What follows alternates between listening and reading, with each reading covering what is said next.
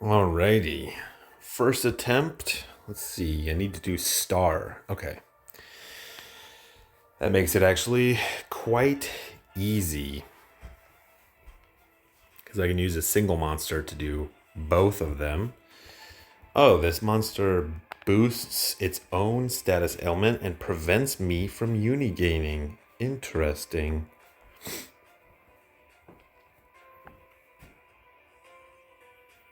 Did it just steal my uni? Interesting. A uni-stealing monster. Okay. Well, I think that I can still beat this. The uni steal actually is really annoying. And I'm completely out of cost, which is also really annoying. But should be able to remedy that.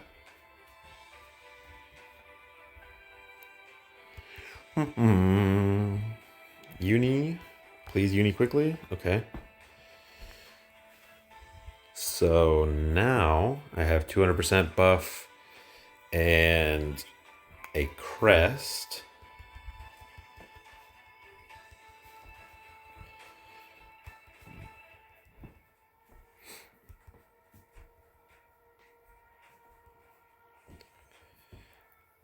Oof. I am not proccing at all.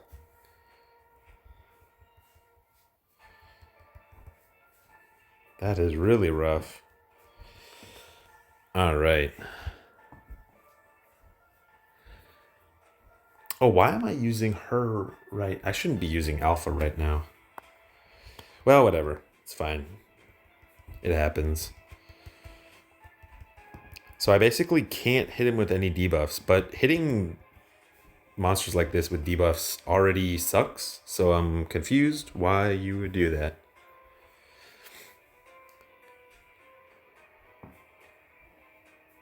Oh, am I dead? No, I'm not. All right.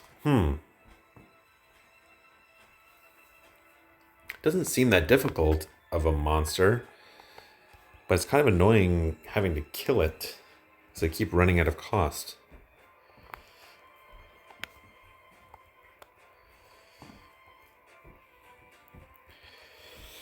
I do not have enough Unigain procs. Oh, and he heals. Okay. That changes things. He heals. Annoying. I wonder if I still have enough damage to push through and crack him. My guess is probably not. But we'll give it a whirl anyway. The worst that can happen is I die. So. Oh, perfect. This is just what I needed. Oh, wrong monster. Wrong monster. Well, it's fine. I should be able to maintain. Ooh, actually no. I'll probably run out of good buffs in just a few attacks. Man, that is so brutal. Okay, well, I got 100% again. Let's apply 200% buff and one of the good bubbles. I have a bunch of good bubbles, actually. And then I'm going to try to push for damage once I reach the...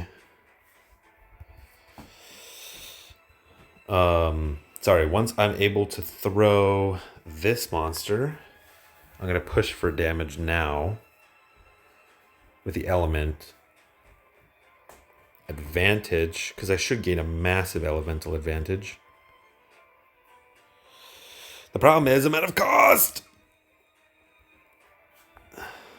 Man, if I was not at a cost, I would actually be in a really good spot. I'd probably be able to kill it, honestly. That is annoying. Don't kill me. Don't go and kill me now. This works. It's fine. It is annoying. It is. I won't deny that it's annoying. But I have him low. So you definitely need anti-healing for this. Well, I guess you don't need anti-healing, but it would definitely be beneficial to have anti-healing. Oh, come now. Okay. So yeah, he's not too bad. If you can push for damage on this one. And this is actually a pretty old set. I have not updated this set in a while. So you can absolutely get much better than I did. I understand now why the bunny monster applies anti-healing, because this monster healed from like 30-40% all the way up to full HP, which I mean wasn't that big of a deal. It wasn't that much of a problem, but it was kind of annoying. All right, let's look at the weapons. So I kind of talked about these. These look like they are percent damage ups. Because it doesn't say ability power, just says ability. So I have not personally tested them, but XXS is super small. So don't expect too much damage from this. 20 Unison, again, they basically all seem like 20 Unison, amplifies Unison gauge reduction effects by 50%, which is exactly the same as one of the other ones. I kind of talked about that one. It's pretty good.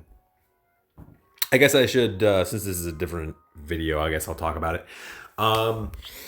It's good for things like guild battle or PvP if you have been hit with abstraction or nebulous eclipse, the one that turns off your passives. But generally speaking, this is basically useless. The main reason is because you should have, in stuff like PvP or in guild battles, most players will have 100% Unison reduction with their main slot monster plus 2 of their passives. They're one of their constants.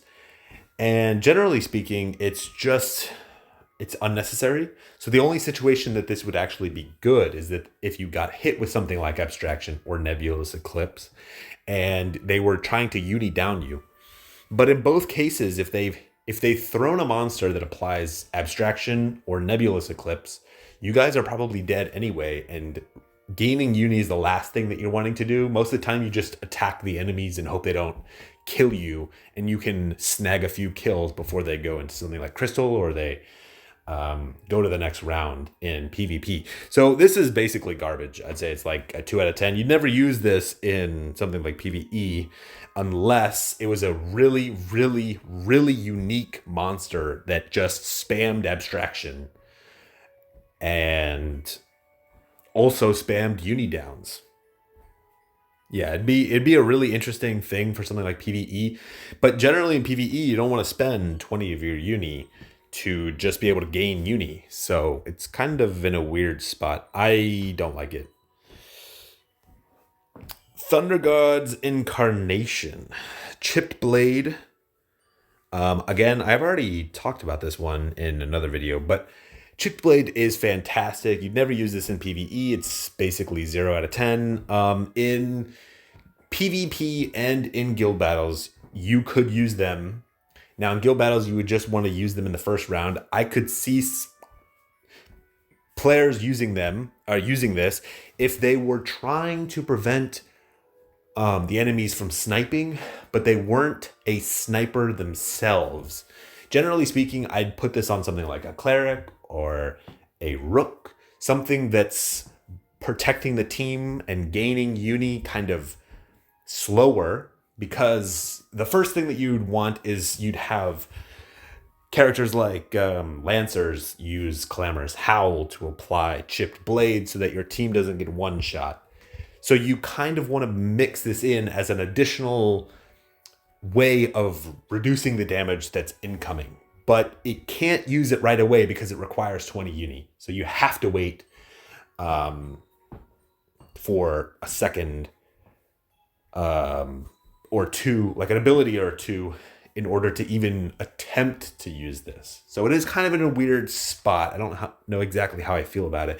We'll have to see how much it gets used. But in PvP, it actually could be really useful because for things like round 2 and round 3, you start with more than enough uni to use this right off the bat. So if you don't have something like a Lancer, or if you have a Lancer and they use Clamorous Howl and then you use this after to extend the amount of time. Now, keep in mind, if like Clamorous Howl, I don't know how long Clamorous Howl lasts, but if it lasts 10 seconds and then you use this right after, it doesn't add 10 seconds. It just resets it to 10 seconds. So when I say, like extend it, I mean like you wait until it's almost expired or until they have cleared it and then you reapply. That's what I was referring to. So yeah, for PvP and for guild battles, I think this has a place, probably 8 out of 10. It kind of depends, and it will be niche, but I do like it. Now this guy, the dual blades, the cost reduction, I talked about this in PvE, it is useless. In things like PvP, it's useless because you start with 50 cost. And in guild battles, it's only useful if the enemies do not have 100% cost resistance, reduction resistance, and they are also most likely you're going to be applying this to something like a treasure hunter that is trying to race as fast as possible. But the fact that it's every 10 seconds is bad, really bad. So I am not a big fan of this. It would be interesting. I don't know how much this stacks because it is new, but it would be interesting if this stacks up to like 6 cost, minus 6 cost, and the enemies, you have to keep in mind, now you can get 50% cost reduction and 50% uni reduction. So this, and it rounds down. So it's going to be 1 cost. It rounds down in like a quote unquote mark. I don't actually think that it rounds down in the sense that you're thinking of, because the game doesn't add cost every second. So I've personally not tested it, but it will appear as if you have rounded it down, most likely. So for example, if you had 10 cost and you removed 1.5, it will probably show you 8 and not 9. And if you need 9 cost to use an ability, you probably won't be able to use it. So just keep that in mind. It may be useful, but you gain costs as you go. I really dislike this. It's like a 4 out of 10, maybe like a 3 out of 10 in guild battles. It's useless in PvP and in PvE. So let's go over my abilities and the monsters that I used. I am using main slot Zero Combat, which is horrible. I am using Frontier Frenzy, which is horrible. I'm using Scythe Flux, which is decent for gaining uni. I'm gaining Frontier Scythe Barrier, which is even more awful. Scythe Feet, which is pretty bad. And then Tempest Wing, which is also really bad. So basically a bunch of garbage. I'm using Mandate in both of these, but keep in mind I have some old gear in. Again, I haven't really changed this in forever. I just threw on Mandate because whatever. This is a healing boost, which you don't need. I just threw it in because, again, this was an old set. I didn't modify it hardly at all. I have some damage, physical damage ups, which are not really that useful, but again, old set. And then I have Resurrection. For my monsters, I was basically just using Alpha for the Vital Strikes, the 180 buff, and the field. But this monster removes the field, so you need crest monsters. I was using Cosme because she is the best monster in the game for applying stuff like Dark Star, like all the elemental advantage in the world is what she gives. But she's also really nice because she clears the ordeal for this monster. So you need to hit with physical and magical in Star. So just throwing Cosme clears it. I have Queen in here because I want Nebulous Eclipse, and also it was at the top, Like I just went like this and I picked the monsters at the top. I didn't really think it through because it, whatever. It didn't seem that hard. 200% buff for Narukami. I was using him mainly for the crest. Now you have to keep in mind that the crest boosts Bane, like the light elemental thing is a time Bane, not a dark Bane. You would need this monster here. You would need the Star Crest to get the Dark Bane. But even without the Dark Bane, this still gives me the Light Crest, still gives me 40 element of light and 50% stats. So a total of about 450% in my stats. More than enough to do quite a bit.